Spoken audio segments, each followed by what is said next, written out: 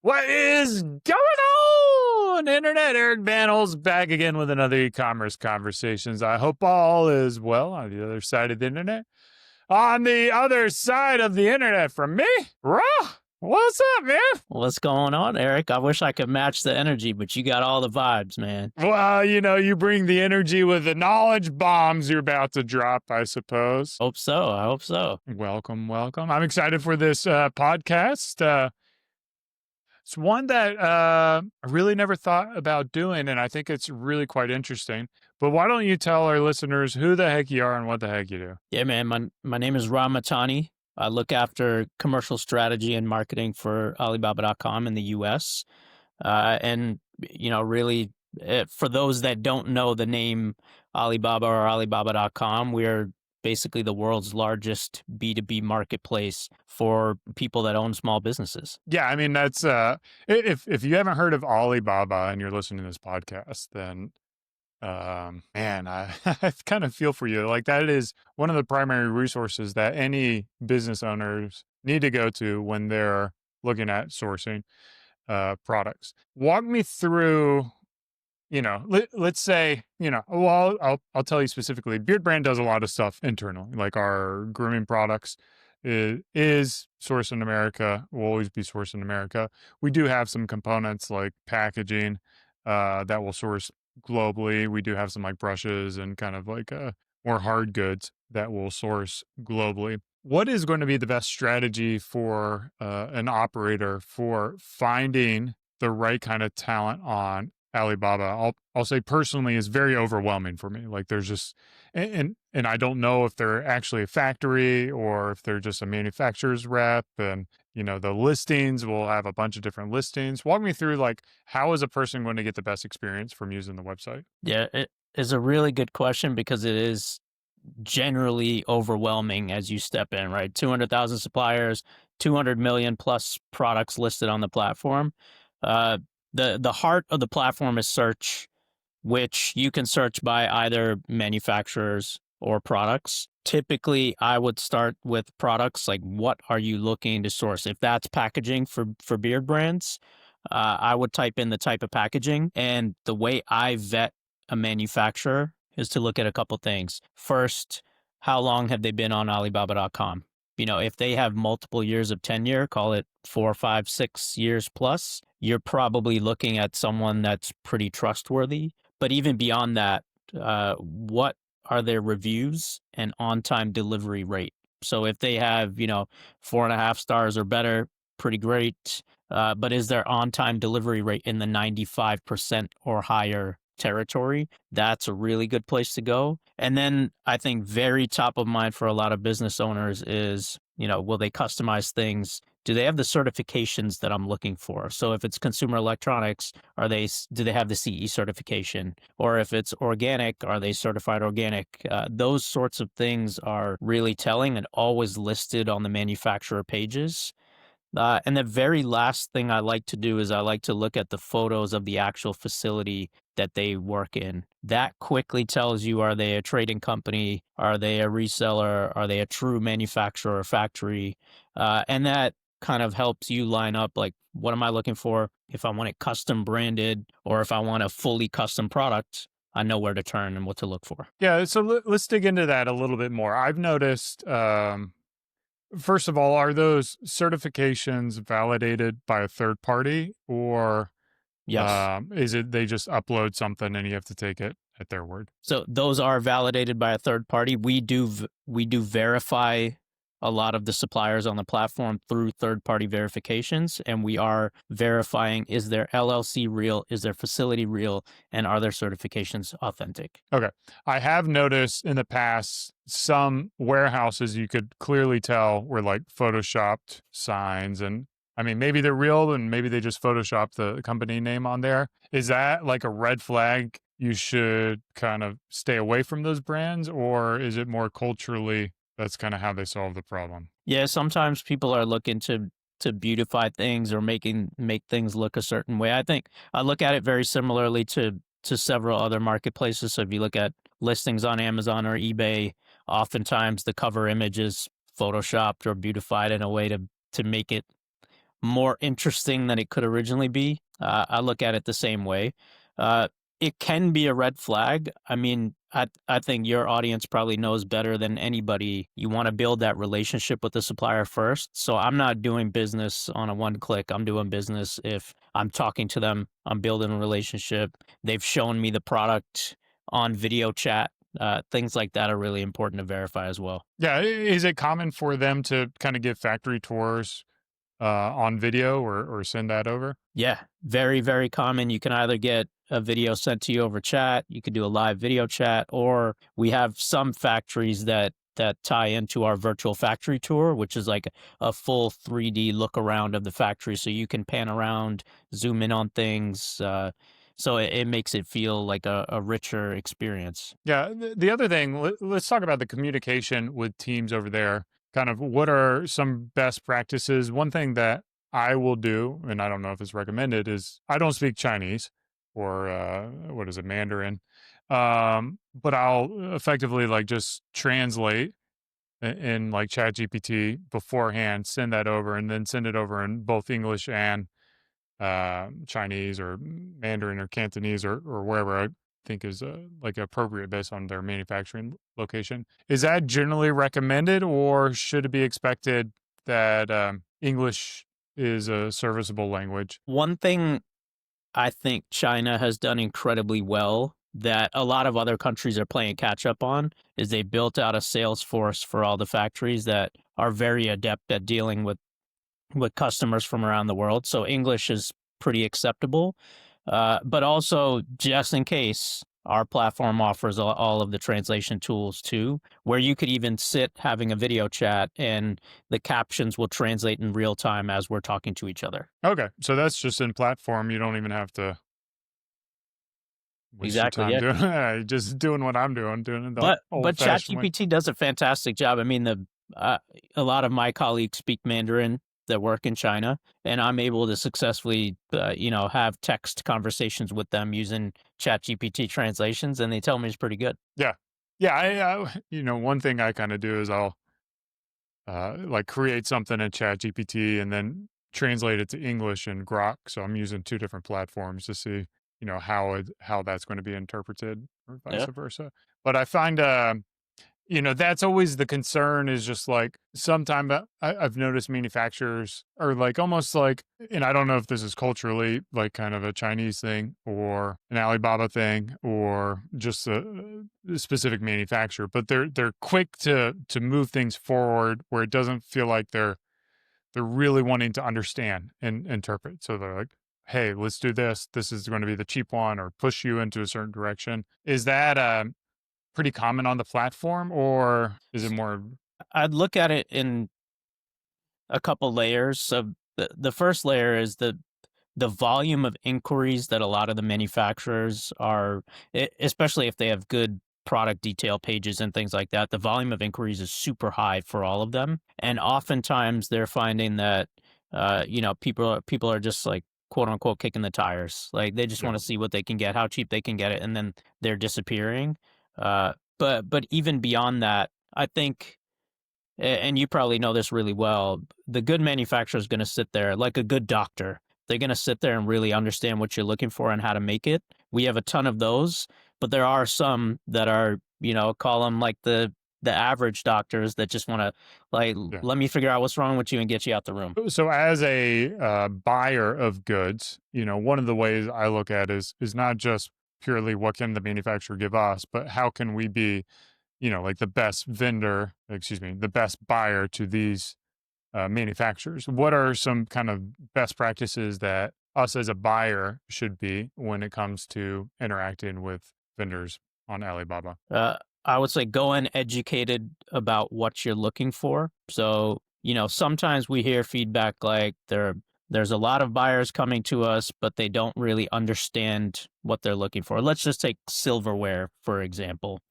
If you're looking for silverware, you want to understand there's different polishes, there's different metal weights, there's different metal types, and then there's different like uh, finishes that allow the silverware to either be dishwasher safe or heat safe and things like that.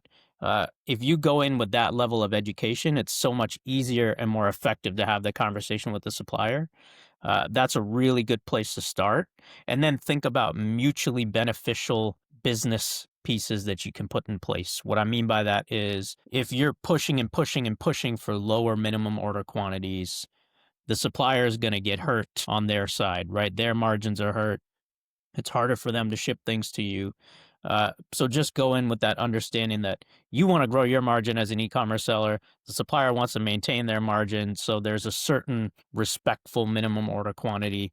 There's a certain level of respect in that negotiation process. And then uh, set clear expectations up front. Here is when I need my product to be at my fulfillment warehouse. Setting those expectations up front is really important. Even things like what is your shipping method?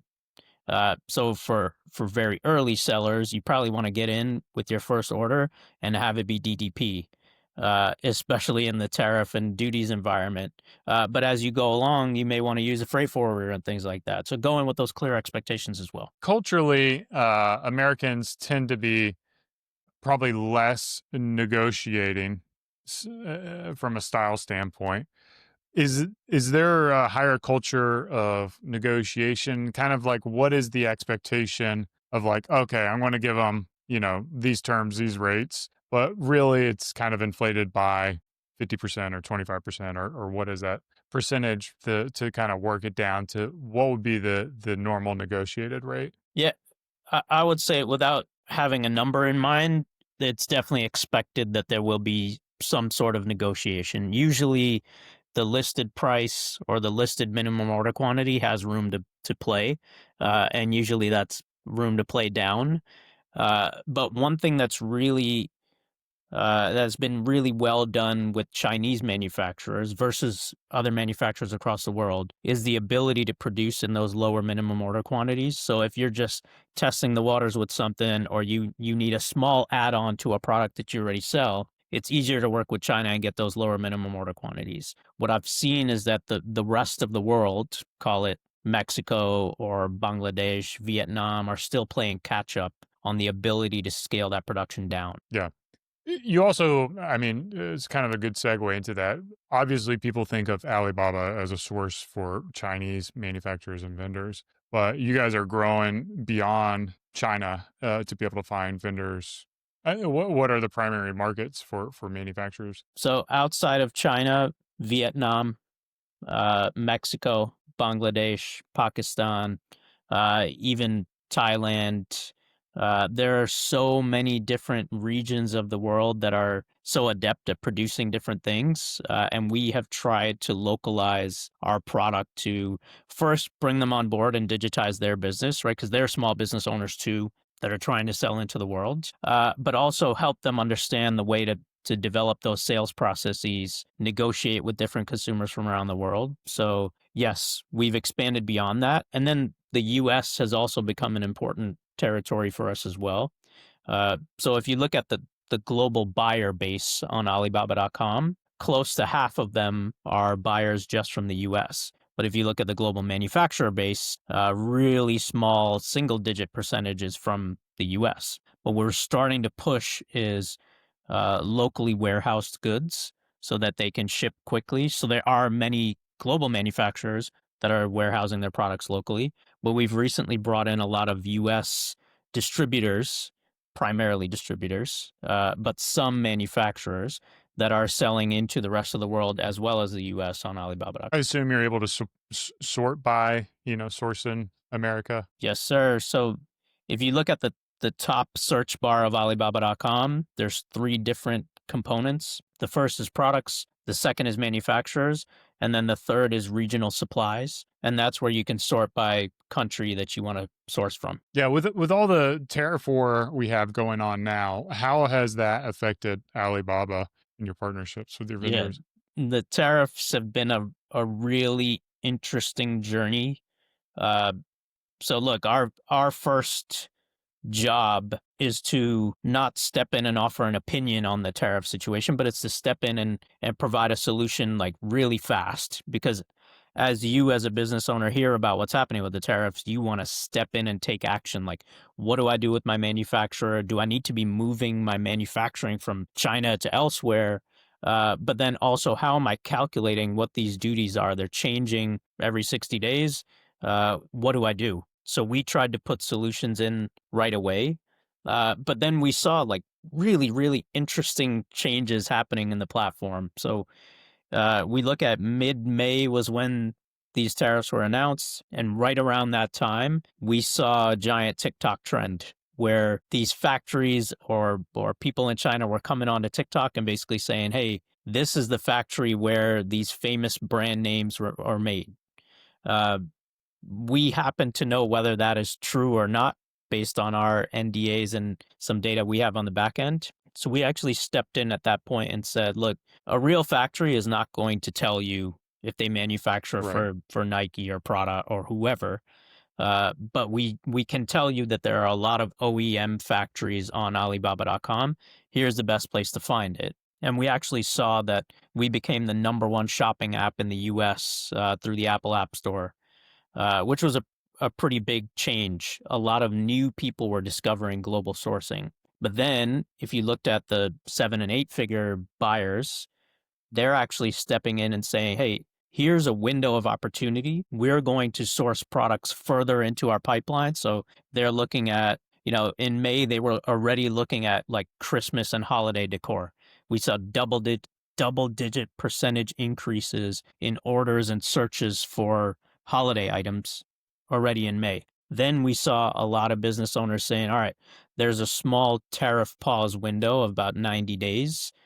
And we had manufacturers and buyers working together to quickly produce new products, bring them over before the higher tariffs kicked into place, so they could start selling them locally. So a lot of just really interesting things swirling and happening at the same time. Yeah, you guys get some pretty interesting insights. Is there a blog that y'all share this, or a newsletter, or like a way that um, brands can get a hold of that data? Yes. So there's the Alibaba Reads blog, which you can go in and look at data like that. We also have you're giving me Eric Gold for shameless plugs here, but uh, we have the Alibaba.com B2B Breakthrough podcast where we are bringing in business owners. We're having conversations about these things and sharing our data. And then last but not least, all of the social media platforms, especially our YouTube channel. We're posting a lot of content about these sorts of things in real time. Yeah, just Alibaba on Yep. YouTube. Let's go back to sourcing vendors. Um, when does it make sense to hop on a plane and go to China and, foster that relationship a little bit stronger, or check out the factory, or check out multiple factories? So, I think when you're in very early days and your orders are relatively small, it's just not cost effective to jump on a plane and work with your factory face to face. What I would say is when your product has reached a certain level of complexity, right? Let's just say you're creating a water bottle, but your water bottle has not just a screw off cap, but now you've added a handle and now you have this pop out top and you're using a silicone straw. I'm going to jump on the plane to China and I want to check out the quality of each of those components. They could be coming from multiple factories in the same region, hopefully coming from the same factory. But I want to make sure that I'm seeing and managing that quality control in person. But I also think about quantity as well, because as you probably know well, there can be diminishing returns as you really ramp up that quantity. So if you get to like a half container load, you probably want to be in China talking to those suppliers in person. Yeah, and you kind of mentioned like hopefully they're in the same area. Is that one of the things that you should really be intentional about as you're searching for vendors? Is like, well, here, I've got this new product.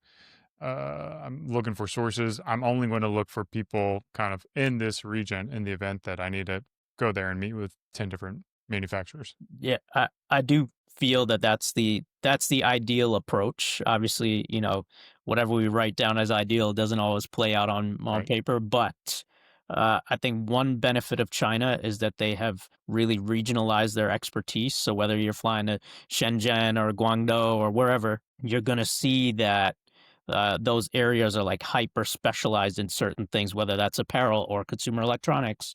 That is a huge, huge benefit that you'll find in China. So it's a bit easier to regionalize your production that way. Yeah, one of the sad things here in America, it just feels like, with the exception of maybe like some very commoditized type of products that are, for I'm thinking like printing, there's a ton of printers here in America. But for any kind of like key manufacturers, there's only like one or two options. It doesn't feel like there's a ton. When I look on Alibaba, I'm always curious, like, are these, do I really have 10 different choices or 20 different choices?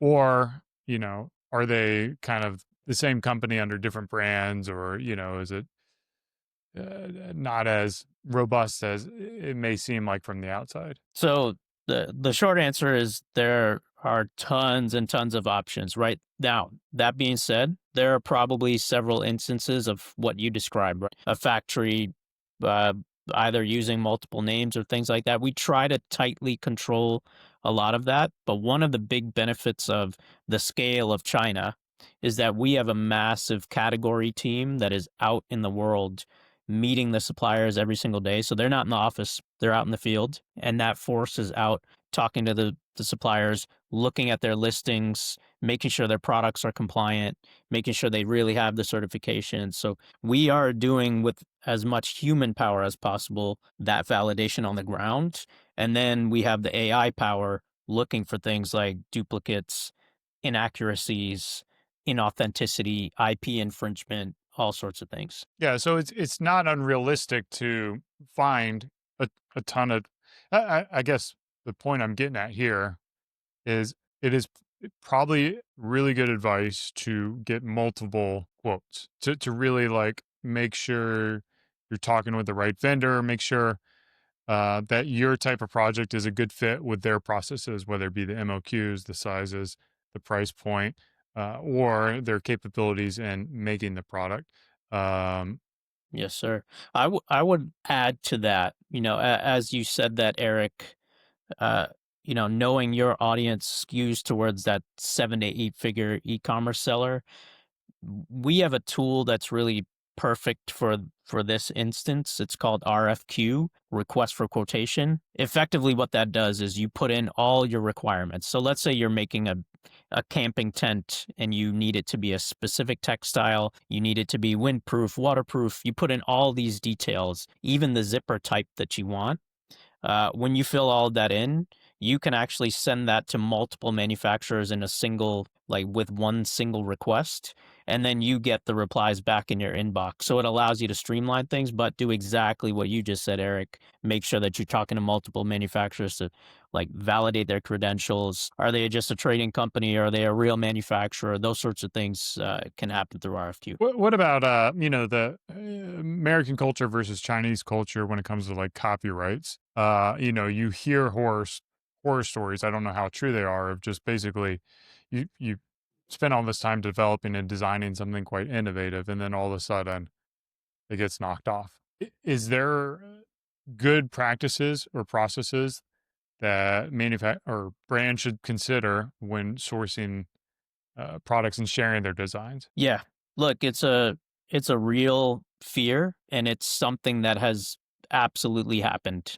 Uh, we have in the recent few years really kind of tripled and quadrupled down on making sure that we're protecting IP. So we've built out a full IP protection team and we are looking at multiple avenues. So first, there is the self-reporting. So Eric, if you see anything that is infringing upon your own IP or even someone else's, let's just say you see something with Mickey Mouse on it, you can actually report that and we can go in and double check, does that person have the correct authority to or the licenses to put Mickey Mouse on that t-shirt? We can definitely do that. We can also double check for your own. If you prove to us that you have the right patents in place and someone else is leveraging your design or your formulation, we'll go out and chase that down on your behalf. We also have a bunch of AI tools that are going in and doing this. Right. So you have the reactive, you have the proactive, and then you have the human element of it. We have a full legal and IP team that is manually checking through tons of listings every single day to make sure that that's not happening. Things will slip through the cracks, but that's why we put that reporting piece in place so you can report it to us. Yeah, what does that look like from a brand perspective? Do you create an account and you just upload all your trademarks and your patents and stuff like that, or Yep, you can and you should be, as you are communicating with your suppliers through chat and things like that, you should be documenting everything. That's one thing I tell everybody. Just document and over document. Even if you take the conversation offline onto WhatsApp, fine. Just make sure you document everything, keep the screenshots. That is kind of your contract in lieu of a longer term contract. And yeah, that can be used in any arbitration that we have between you and a supplier. yeah.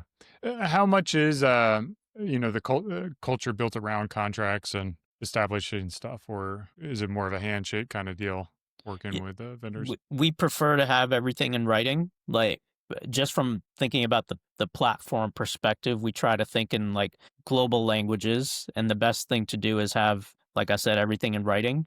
Uh, you can and often should, if you're scaling up with the supplier, have a contract in place for the molds that they're building out for you, any patents that you guys have or share, all those things I would suggest having true contracts for. But in lieu of that, we consider anything that's in writing through chat or screenshotted your Yeah. initial contract. And then what about, taking something to like WeChat? I imagine that's kind of well, I see the WeChat numbers on a lot of listings. That's not an issue or not against recommendations. Yeah, we recommend keeping everything in the platform, but we also realize that's not always realistic. It's a lot easier to talk on the go. Some people have more comfort in different platforms. We are totally okay with that. I think the one place that I always recommend sticking to the guidelines is when you pay. Yeah. So when you pay through Alibaba.com, we can help you if anything goes wrong. If you pay through wire transfer directly to the supplier, there's effectively nothing we can do to support in any issue. Yeah. Is there, obviously that's how y'all get paid as that intermediary and that connector. Let's say you're working with a vendor for, years and years. I assume it's expected to eventually establish that. Is that against the terms and conditions of Alibaba, or is that something that's supported? It's not against the terms and conditions. And look, frankly, a lot of people do that. That's a great relationship builder. It's a good way to do that long term business. Uh, the only the only wrinkle in that process is that we can't arbitrate any dispute. But look, the reality is people do that. Yeah. Yeah. So again, once you've established trust, you've worked with them for a while, you have a good relationship. They've done multiple orders where they're delivering what they say they're going to deliver. I do notice, like QC has kind of been something that's vital. What are some best practices to ensure, the product ends up meeting the sample that they send you? Yeah, we always recommend third-party inspections. So we have a list of third-party inspectors that we can offer, or you can get your own. But we always recommend that third-party inspections. And then throughout the process, uh, I relate this to when you're creating a piece of fine jewelry. You want to check in along the way, like how are they securing those gemstones to the actual metal?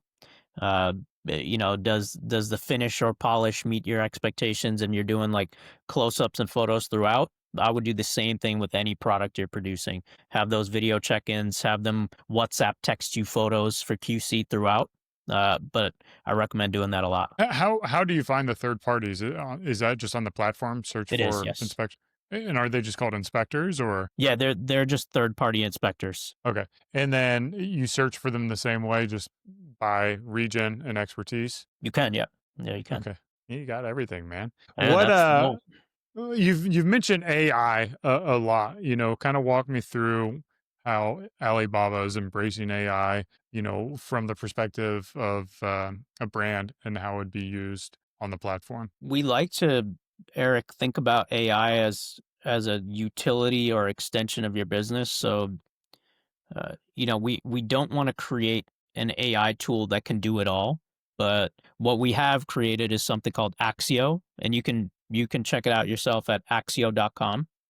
But effectively, it's been trained on 26 years of our sourcing knowledge, all the data that we've collected, uh, and Axio can help in a multitude of ways. The first is it's got all the knowledge in the world put into it. So if you need knowledge about entering a brand new category, what will be trending in the coming several months, what's selling well, and what are the possible margins you can make off of that. Or if you have like a really blue sky idea and you just want to throw it at Axio, you can. You could say, I have a $50,000 budget and I'm looking to start a consumer electronics brand in the United States selling PC peripherals.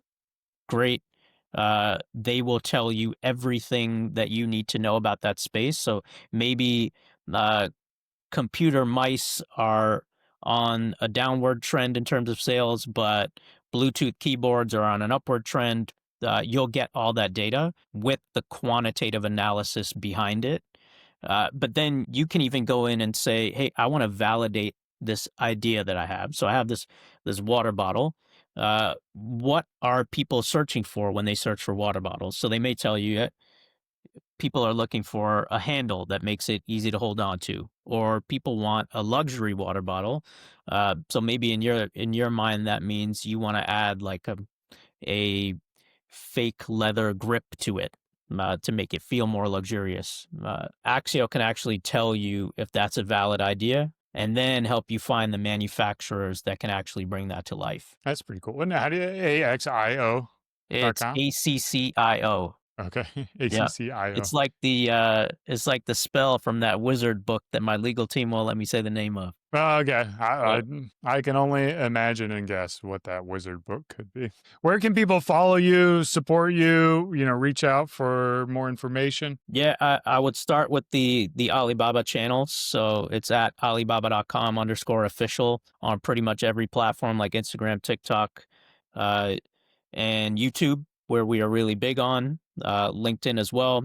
If you want to find me, I'm at Rah Mahtani on pretty much everything, whether that be LinkedIn or Instagram. I am always happy to answer questions. And one cool call out I would do is I am always asking my team to film stories with different people that have successfully used Alibaba.com to build businesses. If someone hits me up and says, hey, I've been doing this and Alibaba has been a real game changer for me, we often highlight them in things, bring them to speak at conferences, put them on our podcast, highlight them on LinkedIn. But, I'd love to hear from people like that. Sweet. You heard it from Rah himself. Hit him up with your Alibaba success story. This has been another e-commerce conversations. I hope y'all enjoyed it as much as I did. Cheers. Keep on growing. Thank you all. Thank you, Eric.